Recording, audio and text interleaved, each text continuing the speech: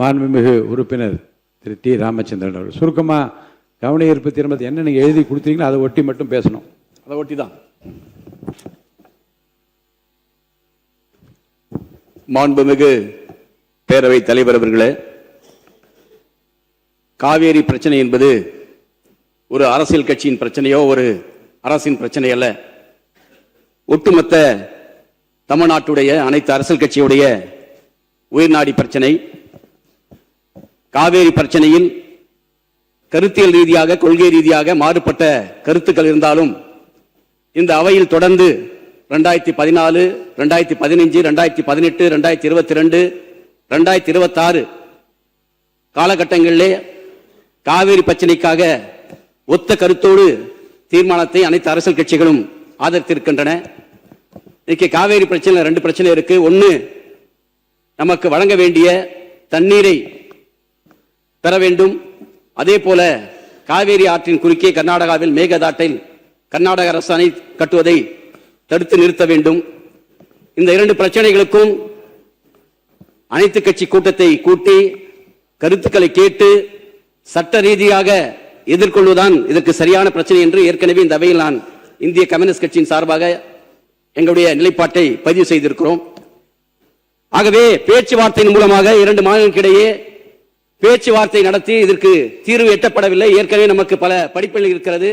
ஏற்கனவே முதலமைச்சராக இருந்த அண்ணா திராவிட முன்னேற்றக் கழகத்துடைய முன்னாள் முதலமைச்சர் அம்மையார் ஜெயலலிதா அவர்கள், தேவராஜ அரசு அவர்கள் முதலமைச்சராக இருந்த போது கர்நாடகாவுக்கு பேச்சுவார்த்தைக்கு சென்று அதிலே தீர்வு எட்டப்படாமல் அந்த கூட்டத்திலே குடிப்பதற்காக வைக்கப்பட்டிருந்த தண்ணீரை கூட ஒரு சொட்டு தண்ணீர் தமிழ்நாட்டுக்கு தராதை நான் அந்த தண்ணீரை கூட குடிக்க மாட்டேன் என்ற அந்த கூட்டத்தை புறக்கணித்து வந்தவர். உச்ச நீதிமன்றம் ஆணை பிறப்பித்தது. அதுக்காக போனாங்க. தண்ணீர் தரமாட்டேன்னு சொல்லி சொன்னாங்க. அதனால வைக்கப்பட்ட குடி தண்ணீரை கூட ஒரு சொட்டு தண்ணீர் குடிக்காம புறக்கணிச்சாங்கன்னு சொல்ல வர. தப்பா சொல்ல. மாண்பு உறுப்பினர் நீங்கள் கொடுத்திருக்கிற அந்த தீர்மானத்தை ஒட்டி பேசுங்க சொல்வது காரணம் என்ன? இருங்க. 2 மாநிலங்களுக்கிடையே 2 மாநில மக்களுக்கிடையே பல்வேறு நிகழ்வுகள் நடந்திருந்தாலும் அவற்றையெல்லாம் நீங்கள் திரும்ப திரும்ப சொல்வதன் மூலமாக எந்த இடத்திலும் வெறுப்புணர்வு வளராமல் பார்த்து கொள்ள வேண்டிய கடமை நமக்கு இருக்கிறது. அதெல்லாம் தண்ணி குடிக்கல நிகழ்வுகளை சொல்லாமல் நீங்கள் கொடுத்துருக்கிறது என்ன கொடுத்துருக்கீங்க? காவிரி ஆற்றின் குறுக்கே கர்நாடகம் மேகதாது அணை கட்டுவதை தடுத்து நிறுத்தி காவேரியிலிருந்து தமிழ்நாட்டுக்கு தண்ணீரை சட்ட ரீதியாக பெற வேண்டிய அவசியம் குறித்து அந்த 2 கருத்தை தான் சொல்ல வரேன்.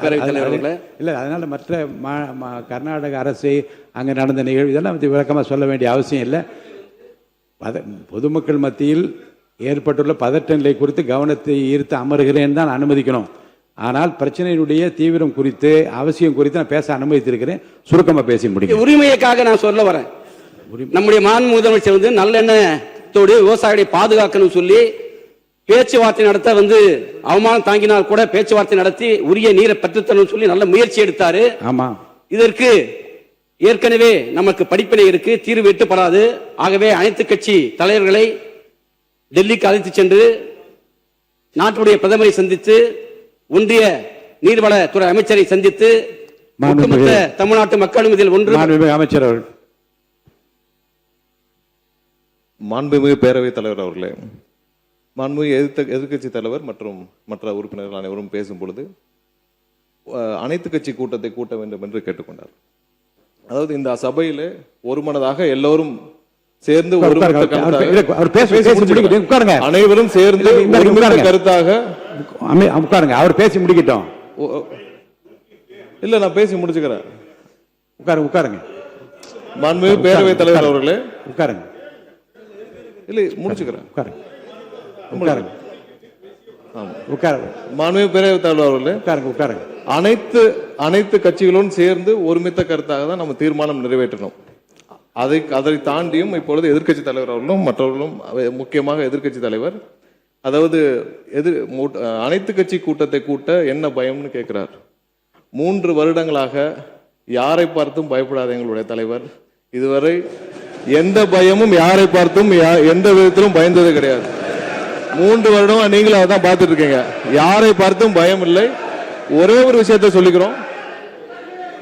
நாளை அதாவது எங்களுடைய முதலமைச்சர் சார்பாக இருங்க, முதலமைச்சர் சார்பாக நாளை டீலிமிட்டேஷன், அதாவது முக்கியமான பிரச்சனை, இருங்க இல்ல, பேசிக்கிறேன். என்ன முக்கியமான சொல்ல பிரச்சனை டீலிமிட்டேஷன் சார்பாக அனைத்து எம்பிக்கள் கூட்டத்தை முதலமைச்சர் கூட்டியிருக்கிறார். இல்ல இல்ல அனைத்து எம்பிக்கள் பிரச்சனை குறித்து நாளை டீலிமிட்டேஷன் சார்பாக, தமிழக உரிமைக்காக முக்கியமான பிரச்சனை சார்பாக நாளை முதலமைச்சர் அனைத்து எம்பிக்கள் கூட்டத்தை கூட்டியிருக்கிறார்.